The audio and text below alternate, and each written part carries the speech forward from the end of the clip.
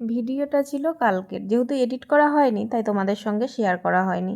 তোমরা দেখেছিলে কালকে আমি চচ্চড়ি করেছিলাম সজনে ডাঁটা দিয়ে, তারপরে কিছুটা রান্না বাকি ছিল, তাই বাকি রান্নাটা কমপ্লিট করলাম। উচ্ছে আর আলু ভাজা করেছিলাম, আর ওইদিকে সজনে ডাঁটা, আর নিয়ে এসেছিলাম চিকেন। আর চিকেনটা আনার সময় ওই পাশে দিদির বাড়ি থেকেই ফুলও নিয়ে এসেছিলাম। বেশ কিছুদিন হয়ে গেল ফুল আনতে যাই না, বাড়িতে যা ফোটে সেগুলো দিয়ে দিই। আর ছিল না পেঁয়াজ আর আদাটা, সেটাও সঙ্গে করে নিয়ে আসলাম।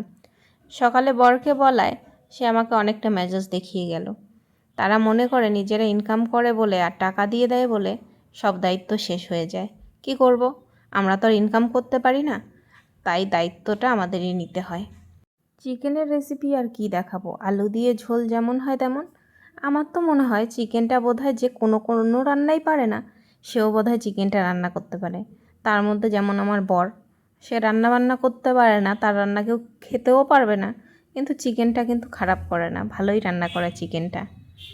বেশ কষা কষা করে রান্না করে। আমি আবার সবসময় ভাত দিয়ে খাওয়ার জন্য তো ওরকম কষা কষা রান্না করি না।